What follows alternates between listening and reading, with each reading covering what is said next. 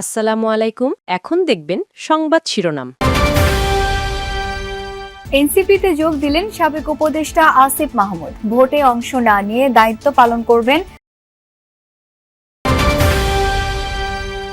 অপরাধীদের সীমান্ত পাড়ি ঠেকাতে বিজিবিকে আরও কঠোর নজরদারির নির্দেশ। সবার প্রচেষ্টায় উৎসবমুখর ভোটের আশা স্বরাষ্ট্র উপদেষ্টার। শীত আর কুয়াশার দাপটে দেখা মেলেনি সূর্যের। জনজীবনে প্রভাব আরও 2-3 দিন থাকতে পারে তীব্রতা।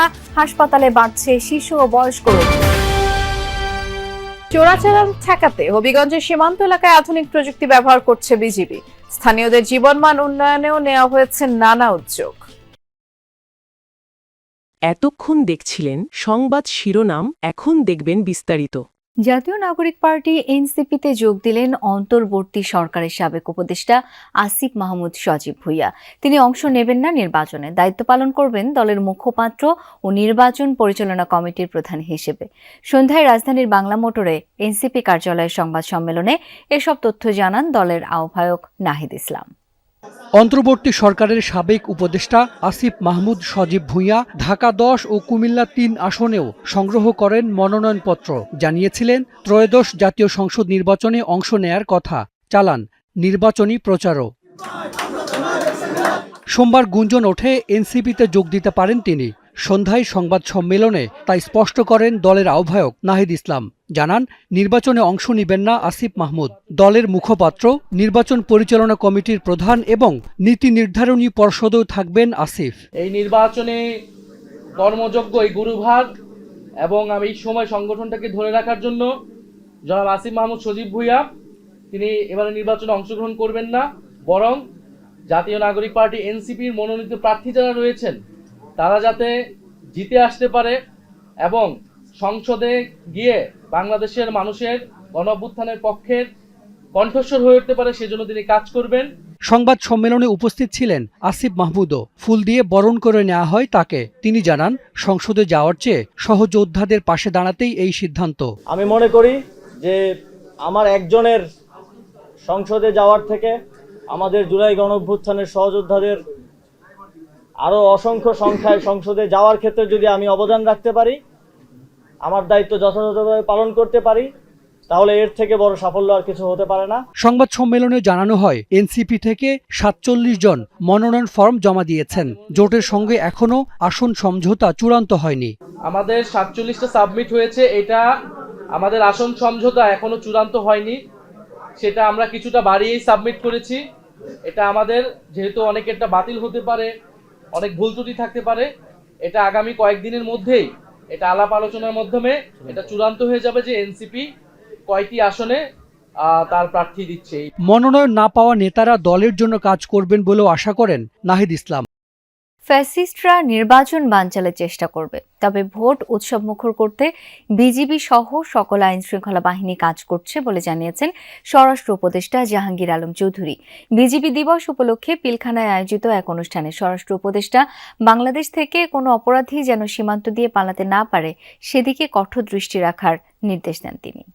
বিজিবি দিবস উপলক্ষে পিলখানা সদর দপ্তরে কৃতিত্বপূর্ণ কাজের স্বীকৃতি হিসেবে বাহিনীর 72 সদস্যকে বিভিন্ন ক্যাটাগরিতে পদক প্রদান করা হয়। এবছর 12 জনকে বর্ডার গার্ড বাংলাদেশ পদক, 24 জনকে রাষ্ট্রপতি বর্ডার গার্ড পদক, 12 জনকে বর্ডার গার্ড বাংলাদেশ পদক সেবা এবং 24 জনকে রাষ্ট্রপতি বর্ডার গার্ড পদক সেবা প্রদান করা হয়। অনুষ্ঠানে সীমান্তে মাদক পাচার ও চোরা কারবারিদের ঠেকাতে কঠোর ব্যবস্থা ও স্পর্শকাতর এলাকায় দায়িত্ব পালনকালে আরও সতর্ক হওয়ার নির্দেশ দেন স্বরাষ্ট্র উপদেষ্টা। সীমান্ত দিয়ে কোনো মাদক প্রবেশ করবে না। স্পর্শকাতর এলাকাগুলোতে অতিরিক্ত সতর্কতা আনয়ন করতে হবে। সীমান্ত দিয়েও অবৈধ পথে বিজিবির চক্ষু ফাঁকি দিয়ে দেশি কোনো পণ্য বিদেশে পাচার হবে না। প্রতিবেশী দেশের সঙ্গে যোগাযোগে আরও বেশি কৌশলী হওয়ার আহ্বান জানান উপদেষ্টা। অনুষ্ঠান শেষে এক প্রশ্নের জবাবে তিনি বলেন, সীমান্ত দিয়ে অস্ত্র ঢুকছে তা ধরাও পড়ছে। ফ্যাসিস্টরা নির্বাচন বানচালের চেষ্টা করবে বলেও জানান স্বরাষ্ট্র উপদেষ্টা।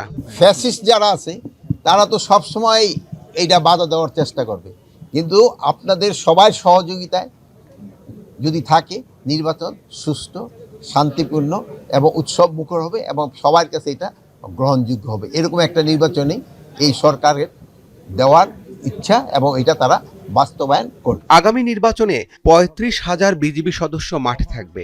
সদস্যদের নির্বাচনী প্রশিক্ষণ দেওয়া হচ্ছে বলেও জানান বিজিবি মহাপরিচালক। আসন্ন ত্রয়োদশ জাতীয় সংসদ নির্বাচন সুষ্ঠু, নিরপেক্ষ ও সুচারুরূপে সম্পাদনে বাহিনীর সদস্যদের প্রশিক্ষণ চলমান রয়েছে।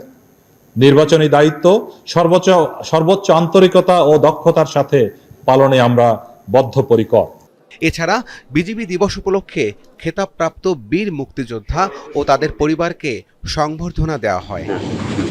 রাব্বি সিদ্দিকী, যমুনা নিউজ, ঢাকা। শরীফ ওসমান বিন হাদির খুনিদের গ্রেপ্তার ও বিচার দাবিতে রাজধানীর শাহবাগ অবরোধ করে অবস্থান কর্মসূচির আনুষ্ঠানিক সমাপ্তি ঘোষণা করেছে ইনকিলাব মঞ্চ। মঙ্গলবার অনলাইন হবিগঞ্জ জেলার সাথে ভারতের সীমান্ত প্রায় ১০৩ কিলোমিটার। দুর্গম পাহাড়, নদী আর অরণ্যে ঘেরা এই সীমান্ত প্রতিদিনই নানা চ্যালেঞ্জ তৈরি করে। মাদক ও চোরাচালান রোধে দিনরাত কাজ করছে বর্ডার গার্ড বাংলাদেশ বিজিবি।